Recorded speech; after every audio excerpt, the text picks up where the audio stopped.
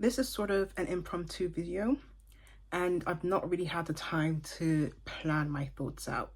So if it sounds a bit incoherent, what I'm trying to say, I'm sorry. Recently, I have been listening to the audiobook called The Anxious Generation by Jonathan Haidt. And as the anxious generation that he's talking about, I wanted to get a few points across, perhaps even reflecting on my own childhood, my teen years, and then early adulthood. In essence, what the book is about is Jonathan Haidt is talking how technology, specifically social media and the social media landscape, has affected the mental health of Gen Z. And I've not finished the entire book, but he is kind of giving suggestions and advice to parents. I would say the parents who are millennial parents, maybe some early Gen Z parents, give them advice on how to raise their own children in this social media landscape. Before Jonathan released this book, I was somewhat already slightly skeptical of social media. And I had discovered this guy, his name is Cal Newport. And I think in 2016, he did a TED talk on the dangers of social media and how social media is bad. Social media is kind of fragmenting our attention span. Social media is not a fundamental technology. It leverages some fundamental technologies, but it's better understood as this, which is to say it's a source of entertainment. It's an entertainment product. The way the technologist Jaron Lanier puts it is that these companies offer you shiny treats in exchange for minutes of your attention and bytes of your personal data, which can then be packaged up and sold. And I realized this in my early years of university, and I even got the book that he wrote called Digital Minimalism. And his point of view is mostly on, like I said, how social media has affected our attention span, how social media has, in a way, sedated us to not want to do stuff because technology companies have already hijacked our primitive instinct to want to be followed, to want to be liked, that we don't really have any motivation now to improve ourselves or go into the world and do stuff to gain that naturally through our community. So we're getting this false sense of validation from people who we don't know. And when we post stuff online and they don't respond, we kind of feel a certain way about that, but they don't respond because they don't care. So in a way, we are posting to people who are just watching us, but not engaging with us, which is a very creepy thing to think about. Whilst Cal Newport talks about just our attention span and how in the 21st century, we are now battling to reclaim our attention span, and how this would affect us in the workforce when we are trying to do hard work, especially in a society that is mostly knowledge-based, like lawyers, educators, doctors, etc. We will see that slight divide between those who are able to focus and actually do the work compared to those who are not. With Jonathan Haidt, he is kind of reflecting on how childhood has changed in the 2010s and how we've gone from a play-based childhood to a not so play-based childhood, and how childhood is being dominated by technology, and how with over a millennia of evolution, we have not adapted to the new landscape that is in the world. He's also mentioned how the decline in mental health amongst young adults, teens, it started to show about in the early 2010s. And during the early 2010s, that is when we start to see the rise of social media. So back then it was Instagram. Facebook was still used a lot more compared to now, and Snapchat. And before it died, Vine as well. So the early 2010s, that's when we saw those social media apps. And with that, we saw the decline in the mental health of teens, specifically teen girls. And this mental health we mostly see in Gen Z. So I am an older Gen Z. I am born in the late 90s to the early 2000s. So the first half of Gen Z, which is around 1997 to 2003. If I was going to be kind, I would say 2004, but 2004 Gen Z, I'm kind of looking at them sideways a little bit. I would say we were very lucky to have the first 10 years of our childhood without social media. So we were mostly outside, playing outside as children. So I would say that older Gen Z were the last generation, at least depending on the country, because despite my accent and what people would assume, I am not American. I am Irish. I grew up in Ireland. I grew up in Dublin. And because Ireland, the Republic of Ireland, not Northern Ireland, many people get that confused, because we're a very small country, is slightly more community-based compared to England, if not England's London. London is double the population of the entirety of the Republic of Ireland. So I remember during my childhood being outside, playing with friends, unsupervised in a way. I would literally walk to the shops. I would even go to entire different neighborhoods to meet school friends. And Jonathan Haidt comments how that has changed, and parents are paranoid now on the safety of their children, because starting around the late 90s, that's when we start to see parents concerned about their children's safety, because there was a rise in documentaries, news on child abductions, I should say. And I remember this as well, specifically in my childhood. My mom, before true crime was popular today, my mom was the OG true crime watcher. She would watch a lot of child abduction documentaries, and I would like to say train me to avoid getting kidnapped. She would let me and even my brother go outside and do what we need to do, but we'll kind of know, like, stranger danger. Basically, we were taught stranger danger. With parents being concerned about their children's safety in the real world, they have failed to recognize the dangers that are on the online world. It's very concerning and very terrifying just how prevalent predators are online. And parents think and are a bit afraid that their children will meet these people in the real world.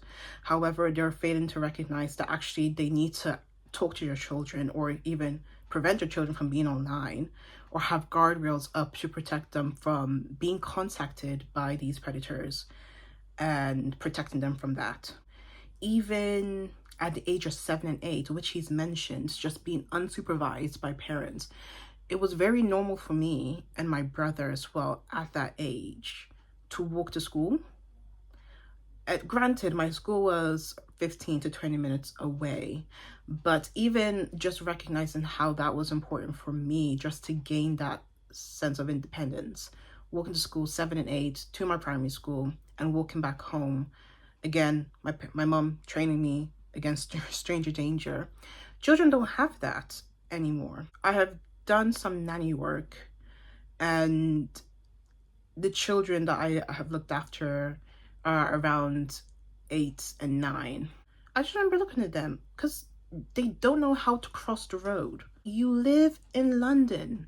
How do you not know how to cross the road? It's a bit ridiculous. I remember spending time whenever I was with them teaching them how to cross the road, because they don't have that spatial awareness. Stop, look left and right, are there any cars coming, and just walk across the road if it's safe. Small things like that just make me realize how society is kind of screwed. Okay, they can't cross the road. This is a bit worrying. With that, there is a decline in play-based childhood. And with that decline, we really miss those key moments that we learn interacting with people when it comes to building empathy, learning how to work in a team, learning how to communicate with people, building our social skills. And we're seeing that being lost in the recent generation, Gen Z specifically. This kind of popped out of nowhere, but this whole idea of the Gen Z stare and Gen Z not knowing how to communicate with customer service people. I would say as an older Gen Z, I I don't know about that. I would say it depends on the type of Gen Z, because older Gen Z, we are pretty normal. Younger Gen Z, someone who has taught younger Gen Z, they're built different. And I would like to say that as a compliment, but it's not. And I've had a few interactions with Gen Alpha, and they're even weirder. So we are seeing social interactions being lost in Gen Z, to the point that I would say that you go online and you see Gen Z just generally not knowing how to socialize, and they're asking for advice on how to socialize. Because of this, because of technology, they've not really learned how to welcome discomfort. They've not really learned how to welcome awkwardness, especially if you're trying something new and you want to get better at it. You kind of have to get through the awkward phase. You kind of have to get through that discomfort to get better at it. Like talking to strangers that you've never met. But because they're indoors all the time and they're not spending time outside talking to strangers, whether it be the customer service people, they find that very uncomfortable. And this is where you start to recognize those lack of social skills that they have. And then talking about teen years, when the rise of social media has affected teens, mostly girls as well. Especially considering the 2010s was during the rise of the Kardashian era, especially Kylie Jenner.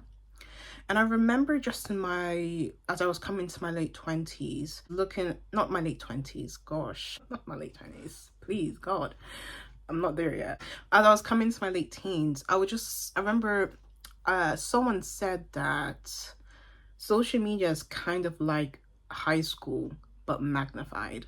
And I've not been able to look at it anyway ever since. And I think that's when I started to try and opt out of social media. It just becomes draining, where you're trying to curate a perfected life when you don't live that way. And then you'll see people doing certain things, and then you kind of compare yourself and you think, well, I'm not doing this.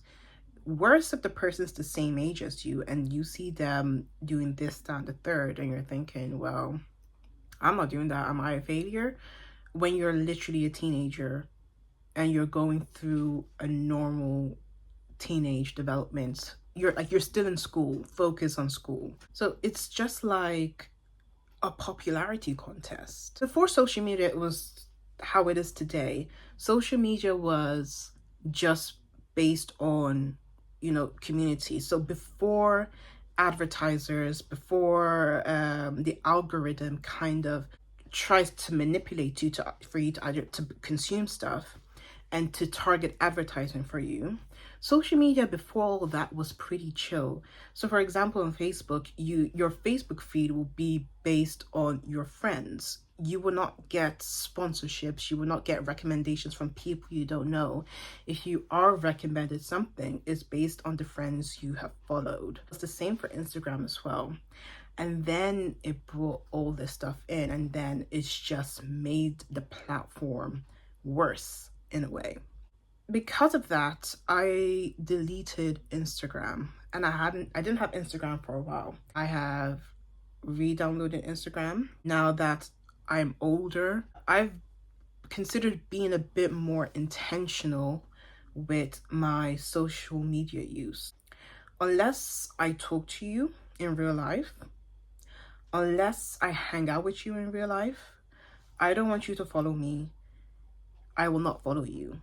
It's gotten to that point. That's a much better, much healthier interaction than feeling like you're getting this fake connection between people online. That's another thing. Online connection, online photos, online friendships. It's a false replacement for that real life connection. When you actually meet up, you literally have nothing to talk about because you've passively consumed everything you need to know online. So I think that's also adds to the awkward interactions that probably Gen Z are having, because they're so used to being updated online that when it comes to in person, they don't know what to talk about. I've never had TikTok. I think I was at the age, again, was at 2020, TikTok came about, and I remember just thinking Instagram already did a number on my attention span. good luck to the younger generation. And my God, it's done a number on them. Attention span wise, motivation wise. Anytime they come across any resistance, they don't want to face it, and they have no resilience. And I'm actually shocked. I'm actually shocked. I don't use Snapchat anymore, and I was surprised that younger Gen Z still use Snapchat. I thought Snapchat died, if I'm going to be honest, so that was a shock. I'm becoming a lot more skeptical with technology in general. Not to say I'm a complete Luddite on that, but let's just say my phone now, which I'm recording with, if it stops updating to the new iOS whatever, I'm not going to buy a new phone. If I do buy a new phone, I'll probably downgrade, devolve, and probably return to a flip phone, if I'm going to be honest. My iPhone I would use when I need to navigate while driving. Convenience, like I need to pay with Apple Pay to try to meet up with the new technology, because I feel like technology is getting worse. Around the 2000s, like, technology was very novel. It was actually cool, the technology, especially with the rise of the iPhone in 07, where you literally have everything you need. You can listen to music, you can call, you can do this, that, and the third in one device.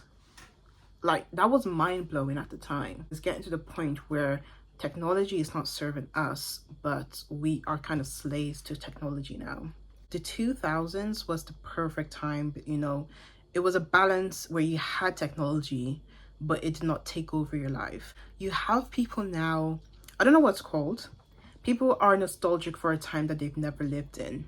They look back on old videos of high schoolers in the 80s and 90s, the 2000s, and they're longing for something. I think what they're longing is for community, real community, and not a community that is online where you're not able to build any social skills, you're not able to build any real connection. Because even if you want to try to do so, I feel it's just so normalized. It's so ubiquitous how everyone is online, how everyone is not willing to just strike up a conversation, that it can feel difficult to do so in real life. It's pretty difficult, I feel like, with your own generation, with your own age group, to build that connection as a Gen Z, as I'm saying, as Gen Z, to do so, because they don't know a time before this. They don't know how to interact without the phone. But I do think that we're seeing a change, because I came across this video. Is it a video about teenagers in New York who are literally rejecting social media and smartphones? Starting to see a little bit of change, and they're recognizing just how detrimental smartphones has been for them. And I remember reading the comments on it, and one of them said it's very interesting how easily they looked like 90s kids when they don't have phones on them. This is just me talking. These are my thoughts. I'm gonna continue listening to the audiobook on The Anxious Generation. If I have anything more to say, I'll come back on video. Thanks for watching.